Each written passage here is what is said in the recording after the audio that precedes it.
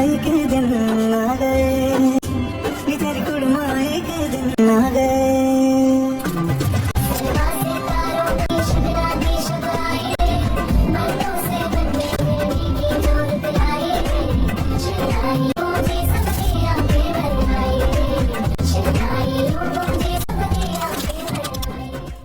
বোন হলো সুখ দুঃখ ভাগাভাগি করার একটা জায়গা। একটা বোন থাকা মানে অনেক বড় একটা ভাগ্য পাওয়া।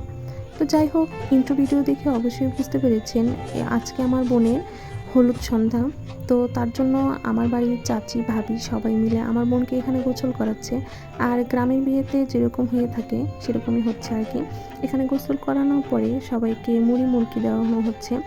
তো সন্ধ্যার পরে আমার বোনের গায়ে হলুদের অনুষ্ঠান করা হবে, তার জন্য এখানে আমার ছোট ভাই বোনেরা ওরা নানা রকমের ফল দিয়ে এখানে ফুড কার্ভিং করেছে।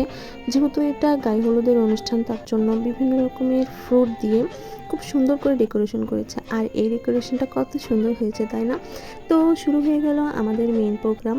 এখানে আমার বোনকে স্টেজে নেওয়া হলো। যদিও আমি বড় বোন, আর বড় বোন হিসেবে কিন্তু আমার অনেক দায়িত্ব ছিল, তার জন্য আমি খুব বেশি সময় দিতে পারিনি। আমি সব কাজেই আমি ছিলাম।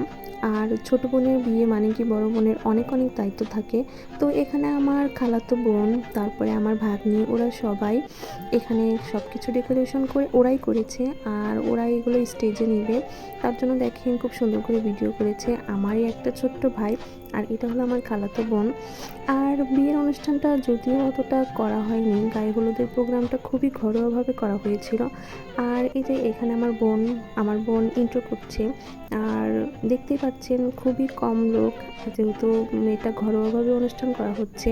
আমাদের বাড়িতে সেরকম মেহমান ছিল না, সব মেহমানরা শুধু বিয়েতে আসবে, গায়ে হলুদের প্রোগ্রামে সেরকম কেউ ছিল না। শুধু আমরা ছোট ভাই বোনরাই সুন্দর করে ছোট একটা আয়োজন করেছি, শুধুমাত্র আমার বোনকে একটু স্পেশাল ফিল করার জন্য, এই তো আর কি।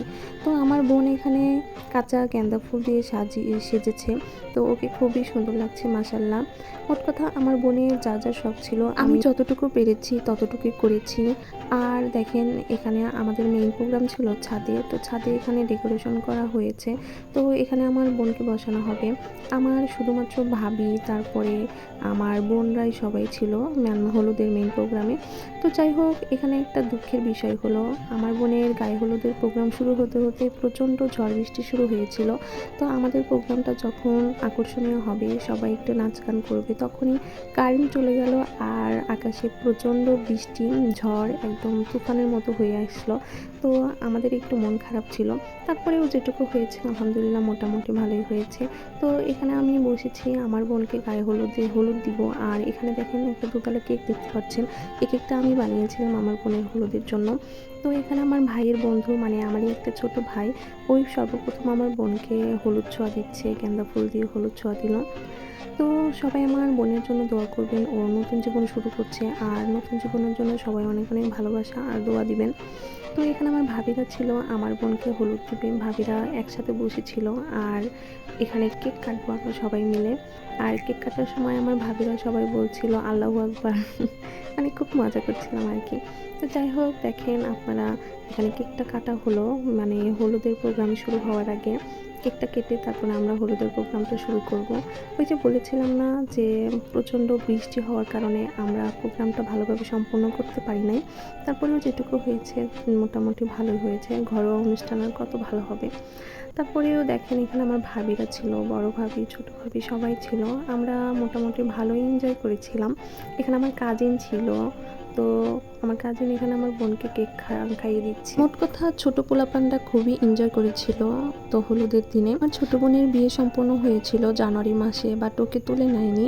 তো এরপরে আমার বোনকে তুলে নেওয়ার অনুষ্ঠান করা হয়েছে। আর এই ভিডিওটা অনেকদিন আগেরই করা, ভিডিওটা এডিট করতে করতে অনেক বেশি দেরি হয়ে গেল। তো যাই হোক, ভালো